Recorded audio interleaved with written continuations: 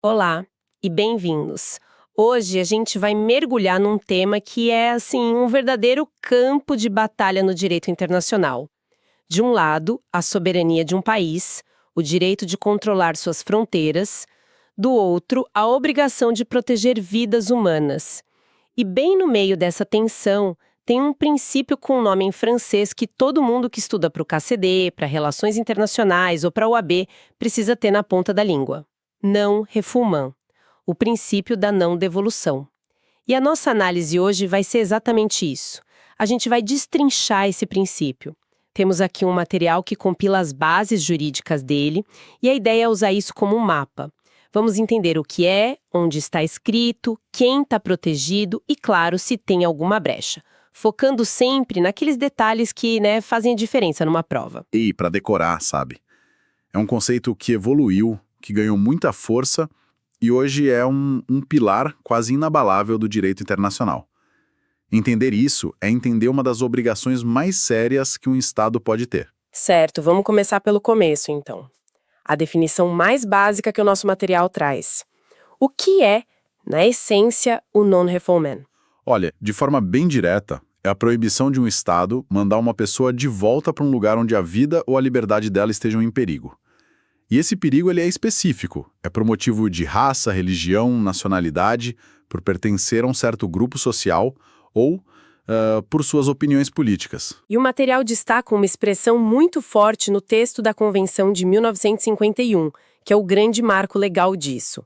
A proibição se aplica de maneira alguma. Isso soa quase como um grito no meio de um texto jurídico. Qual o peso disso na prática? O peso gigantesco. Essa expressão, de maneira alguma, foi colocada ali de propósito para fechar qualquer brecha. Significa que a proibição não se limita a um ato formal, tipo uma ordem de deportação.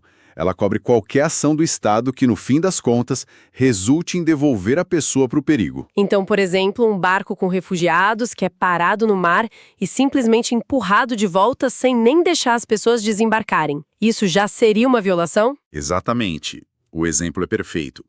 Isso é o que a gente chama de refoulement disfarçado. Rejeitar a pessoa na fronteira, não deixar ela nem fazer o pedido de refúgio. Tudo isso entra no guarda-chuva do de maneira alguma. A proteção é para ser robusta e começa, assim, no primeiro contato com as autoridades. Ok, então a Convenção de 1951 é o ponto de partida. Mas eu imagino que uma proteção tão importante não ia depender de um único documento, né? Seria um pouco frágil. O que mais sustenta esse princípio? Ótima pergunta. Não é um pilar único, não. É mais como uma rede de segurança com várias camadas. E o material que a gente está vendo aponta outras fontes que são cruciais. A primeira, e talvez a mais forte, é a Convenção contra a Tortura, de 1984. O artigo 3º dela cria uma versão do non-refoulement que é ainda mais poderosa. Mais poderosa como? O que ela tem que a Convenção de 51 já não tinha? Ela torna a proibição de devolução absoluta. Sem exceções. Sem mas. Se o risco específico for de tortura, o Estado simplesmente não pode devolver a pessoa. Ponto. É uma camada de aço nessa rede de proteção. E a gente vai ver depois como isso é fundamental quando a gente for falar das exceções. Entendi. Então a Convenção de 51 protege de um monte de riscos, mas a Convenção contra a Tortura cria uma proteção blindada para o risco mais extremo. E quais seriam as outras camadas dessa rede? As outras são mais sutis, mas igualmente importantes. O Pacto Internacional sobre Direitos Civis e Políticos, por exemplo. Ele não diz com todas as letras é proibido o refoulement, mas os órgãos da ONU que fiscalizam o pacto interpretam que essa proibição está implícita ali, no direito à vida, entende? Ah, então a ideia permeia todo o sistema de direitos humanos. Exato. E, para a gente aqui no Brasil, tem o Pacto de São José da Costa Rica, a Convenção Americana. Ela, sim, afirma a proibição de forma explícita, lá no artigo 22. Ou seja, para o Brasil, a obrigação vem de vários lados, global, regional e da nossa própria lei. Isso me leva a uma questão que parece ser o pulo do gato em prova de concurso. Tudo bem, isso vale para quem assinou os tratados, mas e quem não assinou? Um país pode simplesmente falar, olha, não assinei, então essa regra não vale para mim. Essa é a pergunta de $1 milhão. E a resposta é um sonoro não. É aqui que entram dois conceitos que, para quem estuda para concurso, são ouro puro. Direito internacional consuetudinário e jus cogens. Certo, vamos traduzir isso, que são termos que impressionam na prova discursiva, mas a gente tem que entender direito. O que é o direito consuetudinário nesse contexto? Pensa no costume como tipo um caminho que se forma na grama porque todo mundo passa por ali. No começo é só grama amassada. Com o tempo, vira uma trilha. No fim, a trilha é tão usada que vira o caminho oficial. O costume internacional é isso.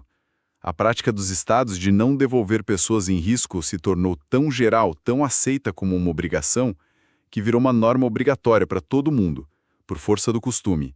A assinatura no tratado é só o asfalto no caminho que já existia. Fascinante. Então a obrigação vem da prática dos próprios estados. E os jus cogens? O material diz que é um status ainda mais alto. Exatamente.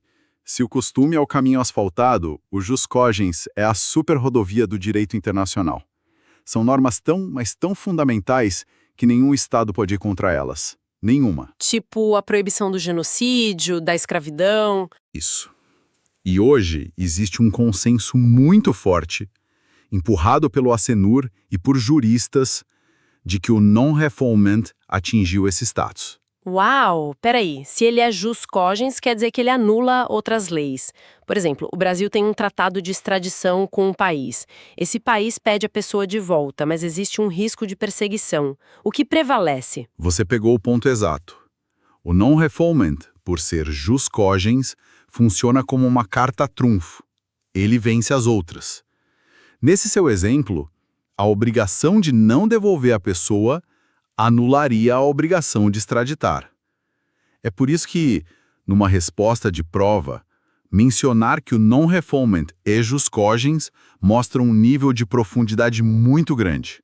É a carta mais alta do baralho. Ok, então é um princípio com uma força jurídica imensa. Isso me leva a uma pergunta prática. Quem exatamente está debaixo desse guarda-chuva?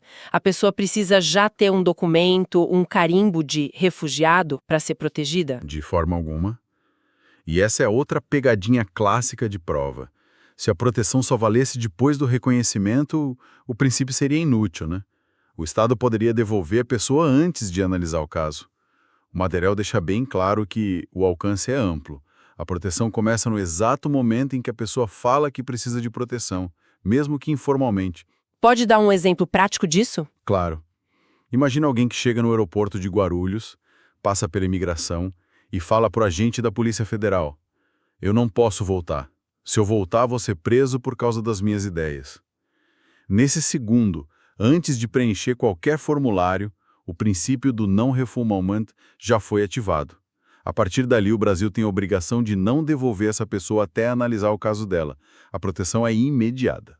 Isso cobre quem solicita o refúgio. E o material também fala da rejeição na fronteira e da extradição. Sim, a rejeição na fronteira, como no exemplo do barco, é o refoulement na sua forma mais crua. O princípio diz que o agente de fronteira não pode ser só um porteiro, ele tem que ser um filtro de proteção. E a extradição, como a gente falou, é onde o non-refoulement atua como um freio de emergência. Tudo isso desenha um quadro de uma proteção quase absoluta. Mas como advogada, eu sei que o direito adora a palavra depende. Existe alguma válvula de escape? Um Estado não pode dizer que por segurança nacional precisa ter o direito de expulsar alguém? Essa é a grande tensão do sistema. E sim, a própria Convenção de 1951, lá no artigo 33, parágrafo 2º, previu essa válvula de escape. O material aponta duas situações, que são interpretadas de forma muito restrita. A primeira é quando há razões sérias para achar que a pessoa é um perigo para a segurança nacional do país. Pense em alguém com ligações terroristas comprovadas. E a segunda? A segunda é se a pessoa foi condenada por um crime particularmente grave e por isso representa uma ameaça para a comunidade.